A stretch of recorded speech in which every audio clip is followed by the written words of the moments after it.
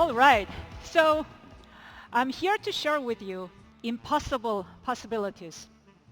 So last year when Sam Altman was asked, how can Indian startups create foundation models for India? He said, don't bother, it's hopeless. Whoa. First of all, I hope that Indian startups didn't give up and will not give up. Second of all, this conversation could have happened anywhere else. In US, any universities or startups or research institute without that much of compute. So here comes impossible distillation. How to cook your small language models in an environmentally friendly manner and it tastes as good as the real thing. So currently what we hear as the winning recipe is extreme scale pre-training followed by extreme scale post-training such as RLHF. What if I told you I'm going to start with GPT-2, that small low quality model that nobody talks about, and somehow, I don't know why, how, but somehow we're going to create or squeeze out high quality small model and then compete against much stronger model that may be 2 orders of magnitude larger. Now this should really sound impossible, especially when you might have heard of a paper like this that says the false promise of imitating proprietary large language models. Although what they report is true for that particular evaluation experimental setup they reported, please do not generalize, overgeneralize to conclude that all the small language models are completely out of league. Because there are numerous other counterexamples that demonstrate that task-specific symbolic knowledge distillation can work across many different tasks and domains, some of which are from my own lab. Today though, let me just focus on one task, which is going to be about how to learn to abstract in language. To simplify this task, let's begin with the sentence summarization as our first mission impossible. So here the goal is to achieve this without extreme scale pre-training, without RLHF at scale, and also without supervised data sets at scale because these things are not always necessarily available. But wait a minute, we have to use usually all 3, at least some of them, but how are we supposed to do any good against larger model without any of this? So the key intuition is that current AI is as good as the data that it was trained on. We have to have some advantage. We cannot have 0 advantage, so that advantage is going to come from data.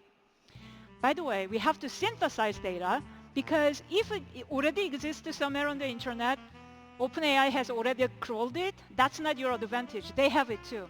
So you have to create something genuinely novel that's even better than what's out there. So usually distillation starts with large model, but we're going to toss that out just to show you how we may be blind to the hidden possibilities. So I'm going to start just for demonstration purposes with GPT-2, that poor low-quality model. And then I'm going to do some innovations, which I'm going to sketch in a bit, to make high-quality data set that can then be used to train small model that will become powerful model for a particular task. The only problem, though, is that GPT-2 doesn't even understand your prompt. It cannot do prompt engineering using GPT-2. You ask it to summarize your sentence, it generates some output. That does not make any sense. So then you try again because there's usually randomness to it. You can sample many different examples, like hundreds of examples, and we find that it's almost always no good, like less than 0.1% good. Where there's a will, there can be a way. So we had multiple sequence of different ideas that included our Neurologic decoding. This is plug and play inference time algorithm that can incorporate any logical constraints to your language model output. For any off-the-shelf models, we can plug and play this to guide the semantic space of the output. But because GPT-2 is so bad, even with this, the success ratio was only about 1%. But this is not zero. Now we are going somewhere. Because if you overgenerate a lot of samples and then filter out, you can actually gain some good examples this way. And then students, brilliant students, came up with many different ideas. I'll gloss over the technical details, but we found some ways to increase the chance success ratio to beyond the 10%, just so that it's a little bit easier to find good examples. So then overall framework goes to something like this. You start with the poor teacher model. You overgenerate a lot of data points. And then because there's a lot of noise in your data, you have to do serious filtration.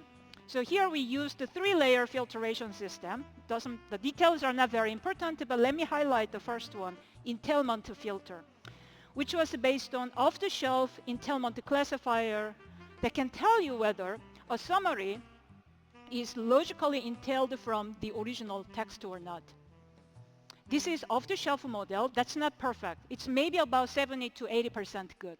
But it's good enough when you use this aggressively to filter out your data.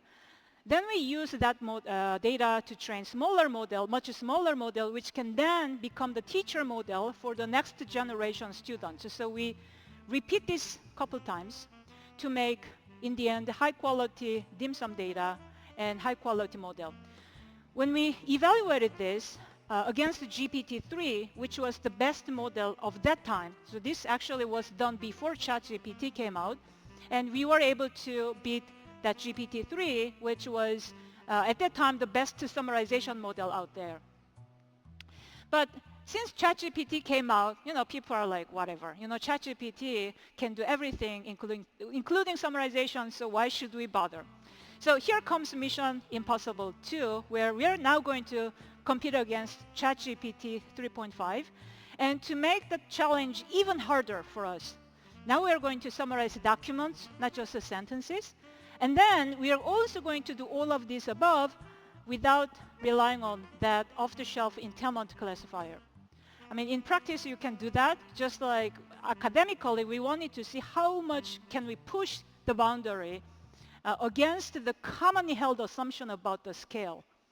So our new work, InfoSum, is an information-theoretic distillation method, where the key idea is instead of that off-the-shelf entailment filtration system, we're going to use some equations. That equation has actually only 3 lines of some conditional probability scores that you can compute using off-the-shelf language models. It's too early in the morning, so let's not drill into the details of the equations. But I can just tell you, hand wavy, that if you shuffle this around, you can interpret this as special cases of point-wise mutual information, which you can use for the purpose of filtering your data. So we use the same overall framework as before. We now use the Pythia 2.8 billion parameter model because we liked it a little bit better than GPT-2. And for the filtration, we are now using the 3 short equations that I showed you earlier. And then we do the same business. This time, though, we make the model even smaller, only 0.5 billion parameter model that leads to high-quality summarization data set as well as model. So how well do we do? Well, as promised, we do either as good as ChatGPT 3.5, at least for this task, or we do better depending on how you set up the evaluation challenges and benchmarks. So you can check out more details in our paper. To summarize, I demonstrated how we can learn to summarize documents even without relying on extreme scale, pre-trained data, pre-trained models, and many other things at scale. The real research question underlying these 2 papers, though, is this idea about how we can learn to abstract, because right now the recipe is let's just make models super big. The bigger the better. But humans, you and I, cannot really remember all the contexts, like, I don't know, like 1 million tokens. Nobody can remember million tokens in your context. You just abstract away everything I told you instantaneously, but you still remember what I just said so far. That's really amazing human intelligence that we don't yet know how to build efficiently through AI models. And I believe that's possible. We're just not trying hard enough because we're blinded by just the magic of scale. Okay, so finally, Infinigram as the third mission impossible. So switching the topic a little bit, now the mission is to make classical statistical n-gram language models somehow relevant to neural language models. How many of you even talk about n-gram models anymore? I don't know. Do you even learn this these days? Here, we're going to make n equals infinity. We're going to compute this over trillions of tokens, and the response time should be super instantaneous, and we're not even going to use a single GPU on this. Like, wow. Let me tell you how hard it is. So hypothetically, if you're going to index 5 trillion tokens in a classical n-gram language model with n equals infinity, then you're roughly speaking looking at 2 quadrillions of unique n-gram sequences that you somehow enumerate, sort, count, and store somewhere, which might take maybe 32 terabytes of disk space, maybe more, who knows? But it's too much. We cannot do that. And if you look at what other large-scale classical n-gram models other people have ever built, it was Google. In 2007, due to Jeff Dean and others, who only scanned 2 trillion tokens. I mean, it was a lot back then, up to 5 n-grams, which already give them about 300 billions of unique n-gram sequences that they have to enumerate, to sort, count, etc. So it's too many. People didn't do beyond that very much. So how on the earth is it possible that we can actually blow this up to infinity? So before I reveal what we did, I invite you to go check out this online demo if you so desire, infinigram.io/demo, infini-gram.io/demo. So you can look up any token you want. Here's one example highlighted, which has 48 characters. I don't know why that word even exists, but not only it exists, if you look it up, there are like more than 3,000 of instances.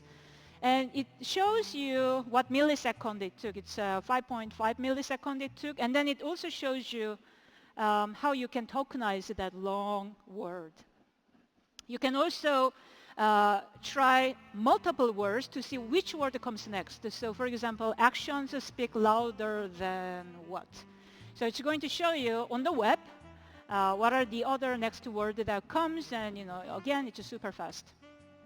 So what did we do? You'll be surprised to hear how simple this idea actually is. So there's something called the suffix array that I think not all algorithm classes teach, but some do. It's that data structure that's implemented very carefully.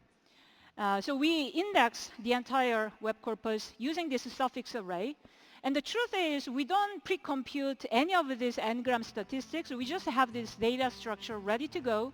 And when you call particular query, we compute this on the fly, but thanks to the data structure, we can do this super fast, especially when you do C++ implementation. I know people don't usually use that language anymore when it comes to AI research, but it's a good stuff that actually runs much faster. How cheap is this? So it's only a few hundreds of dollars we spent for indexing the entire thing, and then even for servicing the APIs, you can get away with a pretty low cost. And it's really, really fast, even without GPUs. The latency for different types of API calls are just a few tens of milliseconds. You can do a lot of things with this. So one thing I can share with you right now is you can interpolate between your neural language models with our Infinigram to lower the perplexity, which is the metric people often use for evaluating the quality of your language model across the board. So, and this is only the tip of the iceberg that I expect to see. I'm actually working on other stuff that I wish I could share, but I cannot yet. But we started serving this API endpoint a few weeks ago, and already we served 60 million API calls, not counting our own access. So I'm really curious what people are doing with our Infinigram. So, concluding remarks. The TLDR of my talk is that AI, at least in the current form, is as good as the data that it was trained on. So the past and current AI usually depends primarily on human-generated data, but it could really be that the future will rely on AI-synthesized data. I know that, there's a lot of concerns about this, that, maybe the quality is not very good, there may be bias. So you cannot do this in a vanilla way. You should do it in a more innovative way. But there are many evidences piling up that this actually works. So Segment Anything by Meta, SEM, is an example of AI-synthesized annotation on image segmentations. Helped with human validation, but human alone couldn't annotate that many examples of images. Here's another example. Textbooks are all you need by Microsoft, 5123. Again, this is a case where when you have really high quality data, textbook quality data synthesized, you can actually compete against larger counterpart across many, many different tasks. Maybe it's not as still general as larger models in some capacities, but this is amazing to serve a lot of business needs where you may not need a generalist, you may need a specialist. And also what textbook alludes to you is that quality is what matters. It's not just the brute force quantity, but it's quality. DALL-E 3 is yet another example. Why is it better than DALL-E 2 out of a sudden? Well, in large part because of better captions. But which better captions? The previous model used all the good captions. Well, they synthesized the captions. That's how you get high quality data.